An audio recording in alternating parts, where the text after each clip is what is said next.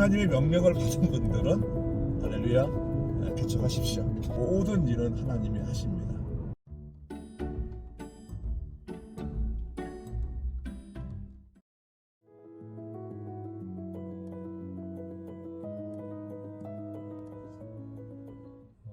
저는 이제 1997년 1월 19일 날 설립 예배를 이제 드리고 지금 한 25년째 같은 교회에서 목회를 하고 있습니다.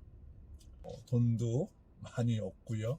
아는 사람도 없는 곳, 또 제가 처음 오는 지역에서 하나님의 인도하심, 성령의 인도하심만 받고 와서 한 케이스가 되어집니다.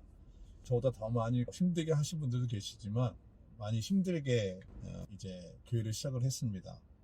지금 생각하면 저는 이제 그 믿음이라고 저는 지금도 믿고 있지만, 만약 누군가 또 저와 같은 케이스로 목회를 시작한다 그러면 저는 이제 오케이 찬성을 하지만 많은 분들은 더욱더 말린 시대가 아닌가 그렇게 생각이 되어져요. 뭐 저한테 있는 자본금 160만 원이 저한테 전부였고, 제가 부모님한테 받을 수 있는 돈은 전혀 없었습니다. 없었고 160만 원을 가지고 무작정 개척을 시작해서 지금까지 쭉 오는데, 물론 아직까지는 상가교회에서 목회를 하고 있습니다. 좀 좋아진 거는 처음에 교인이 없는 상태에서 이제 저와 아내와 7개월 된 아들, 그쵸, 그렇게 시작을 했는데, 지금은 그래도 같은 상가지만 그래도 한 100여 명 정도의 성도들과 함께 신앙생활을 하고 있다는 것이 좀 많이 좀 바뀐 거겠죠.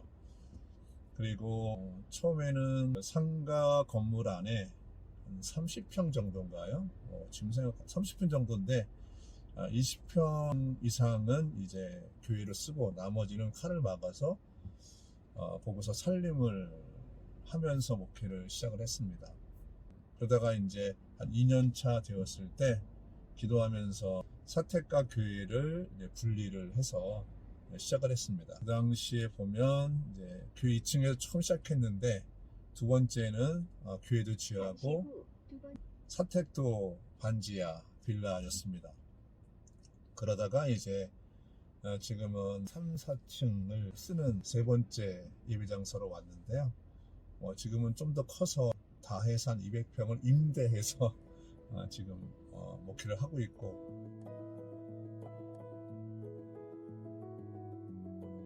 제일 중요한 거는 교회를 개척하고자 하는 목회자와 사모, 이 두 분이 먼저 정확히 하나님을 만나는 게 중요하다 생각이 되어집니다.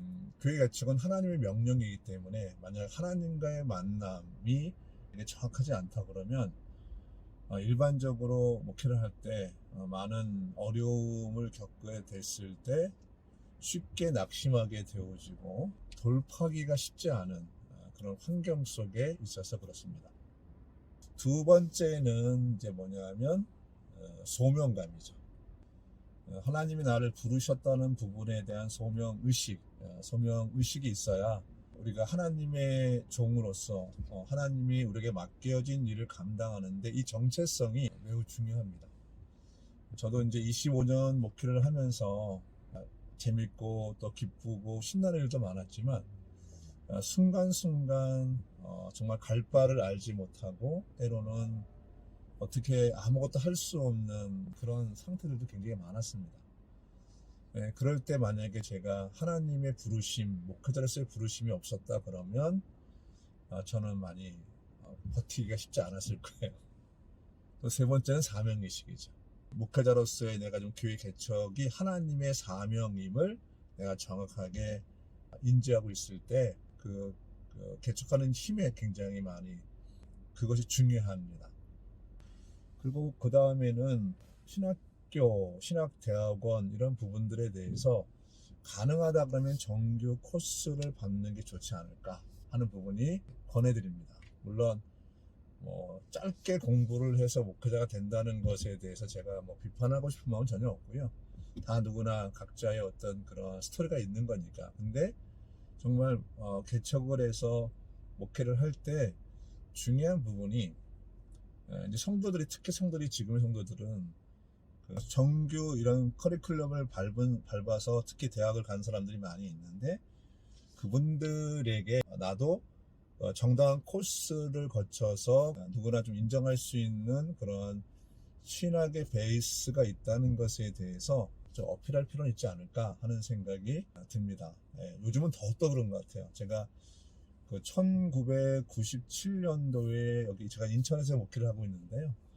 처음 할 때는 그렇게 학력이 높진 않았는데, 지금은 저희 교회만 하더라도 학력이 많이 높아졌어요. 그러니까 그분들이 갖고 있는, 말은 안 하지만 목회자를 바라볼 때 그가 어디를 나왔는가, 또 어떤 공부를 했는가에 관심이 있는 건 사실입니다. 그래서 가능하다면 정규 코스를 밟는 게 좋지 않을까 하는 그런 생각입니다. 그 다음으로 5번째는 여러 방면에 조금 실력은 좀 있어야 되는 것 같아요. 예를 들면 성경에 대해서 그래도 평신도보다는 좀 깊이 있게 좀 볼 수 있는 힘도 필요하고요. 또 영적인 능력도 사실은 필요해요. 성도들이 특히 이제 개척기에 올 때는 삶에 힘들고 어려운 어떤 가운데 오기 때문에 무엇인가 자신들에게 영적인 이런 파워를 가지고 접근할 수 있는 목회자를 좀 필요로 합니다. 내가 영적으로 기댈 수 있는 분이다 하는 부분들은 좀 필요한 것 같아요. 성령의 권능, 능력을 갖고 있어서 최소한 고린도전서 12장에 있는 그 성령의 나타나심, 능력의 부분들의 어느 정도는 그래도 평신도보다는 갖고 있어야 되지 않을까 하는 생각이 들어갑니다. 그리고 여러 가지 가정을 잘 이끌어가는 부분들, 사회성 이런 것들이 많이 필요한 것 같아요. 이 목회는 교회 안에서만 하는 게 아니고 사실은 교회 밖에 있는 성도들과 만나서 세상 사람들과 교회 밖의 얘기도 좀 자연스럽게 하면서 그들의 삶 속에 그리스도의 복음을 넣는 작업도 필요하고요. 때로 결혼에 대한 고민이나 자녀에 대한 고민을 갖고 있는 분들에게도 이렇게 자녀를 키우면 좋습니다 하는 부분들을 이렇게 얘기할 수 있는 부분도 있고, 또 부부간에 어떤 어려움이 있을 때도 이렇게 풀어가는 게 좋겠다 하는 부분도 말할 수 있어야 되고, 그런 여러 가지 좀 실력을 갖추고 있는 부분들이 필요한 것 같고요. 또 하나는 인격적인 부분도 필요한 것 같아요. 지금은 성령의 능력도 굉장히 중요한데 목회자가 갖고 있는 인격을 또 많이 보는 것 같아요. 물론 이해도 되게 많을 것 같아요. 그리고 또 시대를 좀 읽는 눈도 필요하고요. 그리고 제가 목회를 해보니까 큰 교회와는 좀 차별되어진 무엇인가 좀 창의적인 목회도 많이 필요한 것 같습니다.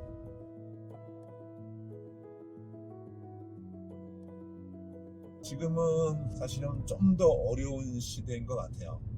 코로나로 인해서 사실은 교회 위상도 많이 떨어졌고요. 특히 목회자에 대한 불신들과 좋지 않게 보는 시각이 있는 것도 그건 사실인 것 같습니다. 그래서 지금은 개척해서 또 이렇게 자립하고 성장하는 것이 저 때보다 더 녹록하지 않은 거는 맞는 것 같아요. 근데 분명한 건 있습니다. 뭐냐면 그것이 정말 하나님의 부르심이고 사명이라면 저는 어떠한 상황이 되었든 간에 우리 인생의 주인은 하나님이시고 이거는 우리 일이 아니라 하나님의 일이기 때문에 하나님의 콜링과 사명에 대해서 우리가 정확하게 믿고 따라간다 그러면 이 시대에도 교회는 많은 사람들한테 그 복음을 전파할 수 있고 또 아직 복음을 모르는 사람들에게 복음을 전할 수 있는 수많은 기회들과 또 어떤 그런 일들이 전 충분히 있다 생각하고요. 지금의 시대에도 개척은 충분하게 할 수 있다고 생각합니다. 그게 하나의 명령이며 제 아들도 지금 이제 올해 신학대학원 이제 논문학기인데요. 그 아들한테도 목회는 더욱더 소중한 하나님의 부르심이라고 저는 말합니다. 그리고 목회여서 힘들고 어려운 것이 아니라 사실은 인생을 살아갈 때 우리 인생은 다 목회를 하든 목회를 하지 않든 간에 저는 다 비슷하다고 생각을 합니다. 누군가 저한테 꼭 개척을 해야 됩니까? 저한테 물어본다면 저는 그렇게 얘기할 것 같아요. 하나님의 명령이면 무조건 하십시오. 그리고 또 누군가 지금 목회에도 자립할 수 있습니까? 성장할 수 있을까 묻는다면 저는 예라고 할 것 같아요. 왜냐하면 내가 정말 하나님이 나에게 개척하라 하셨던 게 분명하다면, 그리고 내 힘이 아니라 하나님의 능력을 의지해서 우리가 믿음을 갖고 가게 되어지면 지금 이 시대에도 교회는 충분하게 많은 사람들한테 기쁨을 줄 수 있고 삶의 이유를 줄 수 있고, 무엇보다 영적인 기쁨과 만족, 그리고 그들의 구원의 확신과 구원의 기쁨들을 줄 수 있습니다. 그리고 그것뿐만 아니라 삶의 자리 속에서 어떻게 살아가는 것이 주님의 뜻을 이루어가는 정말 복된 인생인가에 대해서 저는 충분하게 그들에게 설교, 때로는 양육을 할 수 있다고 저는 믿습니다. 예, 하나님의 명령을 받은 분들은 할렐루야, 개척하십시오. 그리고 하나님의 능력을 믿고 하시면 모든 일은 하나님이 하십니다.